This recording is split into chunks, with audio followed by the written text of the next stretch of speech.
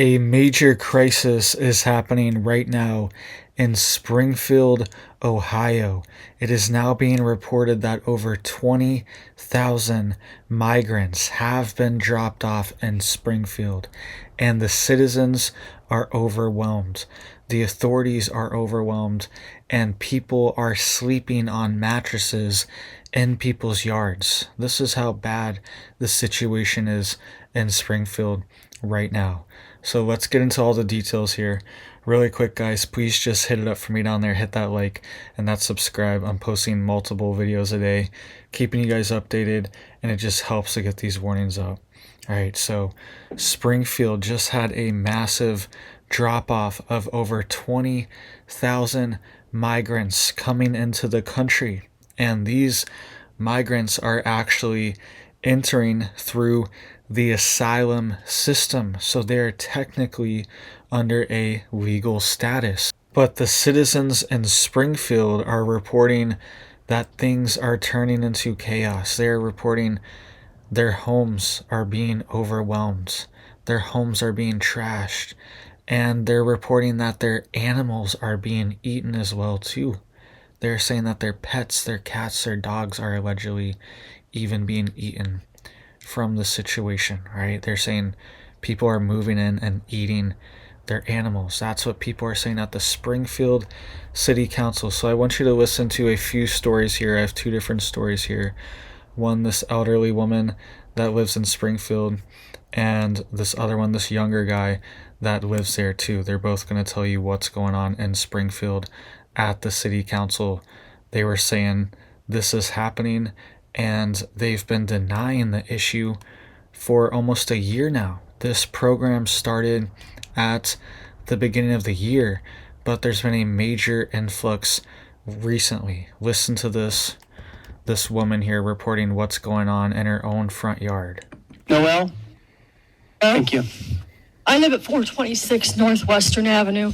Miss Skinner, who I'm not trying to put on the spot, is my neighbor. Just talk to me, ma'am. Thank you so much. And I'm done with what I'm seeing. It is so unsafe in my neighborhood anymore. I have the homeless that were trying to camp out, and I have made concessions with them, and I try to help them the best I can to keep them from trying to squat on my property. But it is so unsafe. I have men that cannot speak English in my front yard screaming at me, throwing mattresses in my front yard, throwing trash in my front yard. And I can't. Look at me, I weigh 95 pounds. I couldn't defend myself if I had to. My husband is elderly, and last night, after living in this home for 45 years, he said, Noel, guess what? It's time to pack up and move. He said, we can't do this anymore. He said, it's killing both of us mentally.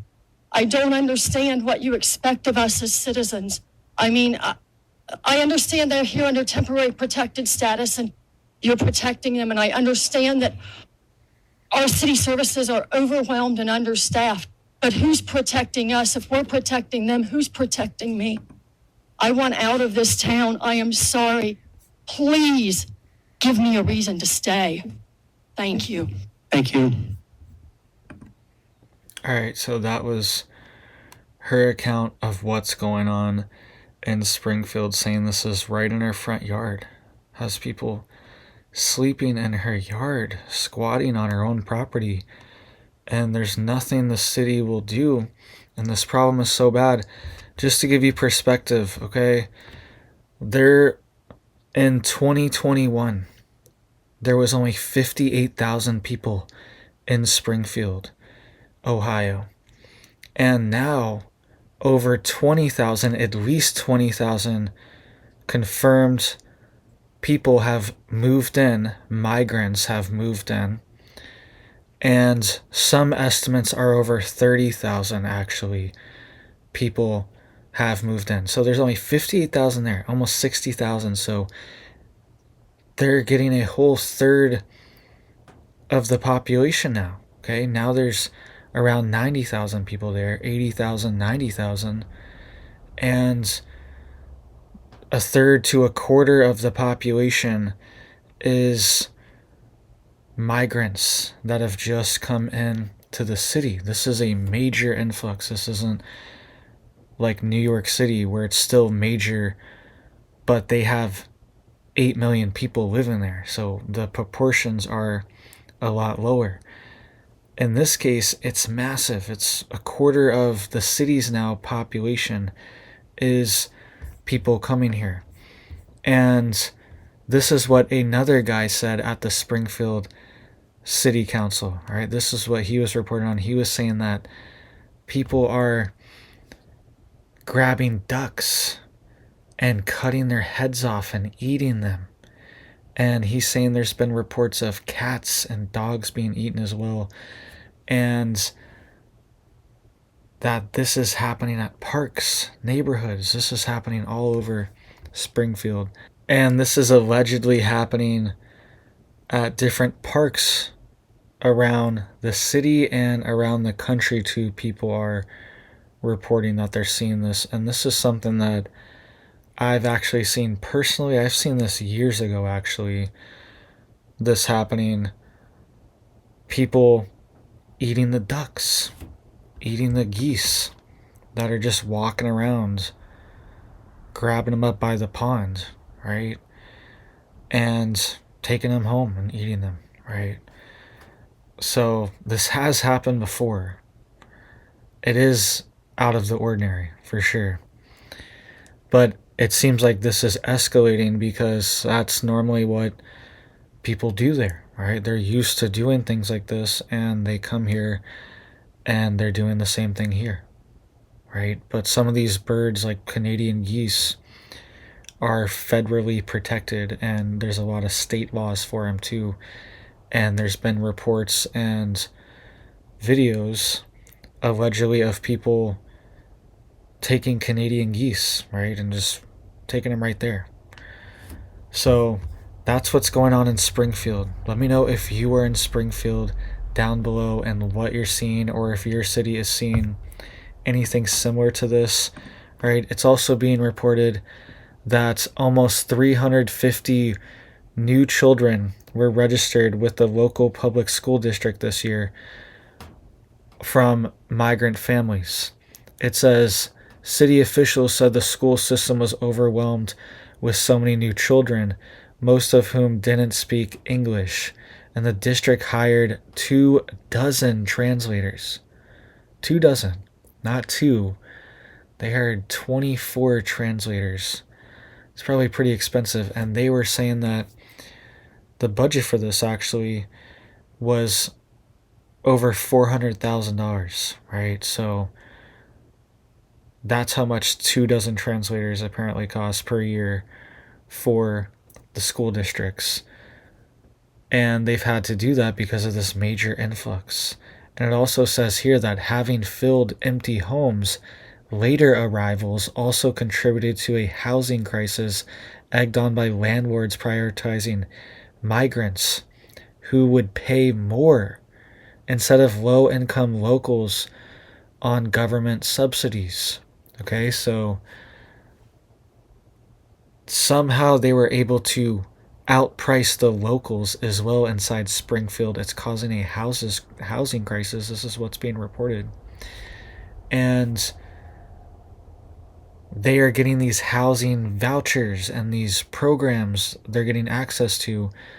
And these programs where they get money, they get spending money, they get subsidies, access to benefits, because they're technically under the asylum program where they can access most of these things. And some things they can access that not even U.S. citizens can access. Okay, it's like special programs.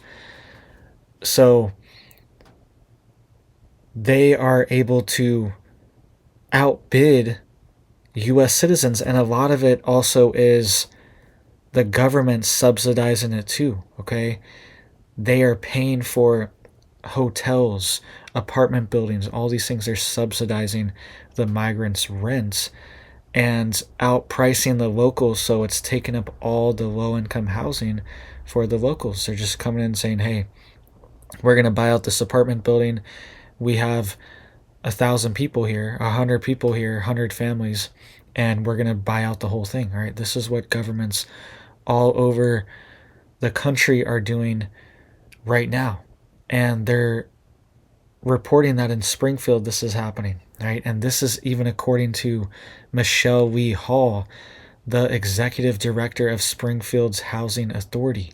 She said here in Springfield, the new homeless are people who can't afford to pay $2,000 or $3,000 a month in rent. All right, so she's saying that's who is becoming homeless now. So it's not even just somebody that's down on their luck and they're homeless. It is somebody that can't afford to pay $2,000 or $3,000 a month in rent, which is insane. Insane. It's extremely expensive, especially for Springfield. That is insane. It's like New York City numbers here, right? Some big city. These are the numbers we're talking about: $2,000 to $3,000 a month. That's a lot, and for the average person, they cannot afford that. Okay, so what do you guys think about this? What are you guys seeing in Springfield? This is what is happening at the Springfield City Council. It's reaching a tipping point. All right, another city. We've seen all these different cities. I've been reporting on different cities all across the country: Aurora, Dallas, Chicago, New York City. All these different ones are having major issues, and now it's even affecting Springfield, Ohio. Right? You would think this is one of the cities that's more insulated, but the federal government can coordinate and drop these people off and send them to any city in the country. And the city officials really have no control over it all, right? They just have to take it, essentially, have to take the people in. They just show up on a bus one day and dropped off in the middle of the street outside of a building, and they just have to figure it out. There's nothing they can do. And that's what officials in Springfield are saying too. They're saying that the feds are not coordinating or talking to them about any of these movements of people that they're bringing into the city. They're just bringing them in unchecked, unannounced, and they just have to absorb the cost, whatever the cost is. They could bring in 100,000 people. There could be more people that are migrants in Springfield within a couple years than lived there originally, right? So that could be what's going on soon. All right, it's already happening. A quarter of the population in Springfield is now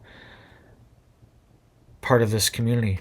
And where are all these jobs coming from too? Are there 20 to 30,000 jobs in Springfield right now? I highly doubt it. There might be a few hundred or a couple thousand, maybe. I don't know. That's probably even a high number. And we're bringing in 20,000 people. So it's not even sustainable. There's nowhere for them to work. And there's not even really, it's not even a massive service economy there either. Like somewhere like New York or Los Angeles, where they could do delivery services or food services or other types of jobs like that, which is happening all over the country. And there's not even a big market for that. Okay, so there's not 20,000 jobs in Springfield. That's the point here. And it's unsustainable what's going on in cities all across the country. So I hope you guys are getting prepared and getting ready. Let's hope there is a solution to this crisis, because this is a crisis, and it's a crisis all around. Right? These people are also being lied to, told, yes, it's fine. Just go to Springfield and they'll have everything you need there. That's what they're telling people, and they're showing up and they're dropping them off on the street. They don't even know what to do. Okay? That's what's happening here too to a lot of people. Some of them are getting housing, but a lot of times that only lasts a little bit. Maybe it lasts a few months. They can get 3 months of housing and then they're kicked out. Or the money runs out, their benefit runs out, whatever it is. That happens a lot of the time too. So everyone's being taken advantage of all around. Okay, the people coming here, they're telling them it's going to be great. There's going to be jobs, there's going to be free everything for you. And these cities cannot sustain it, right? And it's also not fair to the people living there because they have to, the school district's now paying over $400,000 a year for translators. There's all these, that's just one little thing. There's all these different strains to the city of Springfield, and all these different cities, their budgets are being strained as well. And they're finite. This money just doesn't, it has to come from somewhere, right? And these cities are going into massive debt to deal with this problem. Hospitals are going into debt. And not to mention the gang problem that we've been seeing all over the country too. These foreign gangs, these transnational gangs are also infiltrating, getting their roots in, being dropped off, being moved around the country, given resources, given benefits, all this stuff from American taxpayers, paying for potentially even some transnational gang members. Okay, this has happened. Multiple different cities around the country, they have made arrests and connections to these international gangs. So make sure you guys are staying safe and prepared. Let me know what you're seeing in Ohio, especially. All right, I have a ton of family in Ohio. I love Ohio. I've been there a bunch. All right, that's where most of my family is from. So let me know what you guys are seeing down below. I hope you guys have big blessings for your life, your family, and I hope you have a big old blessed day.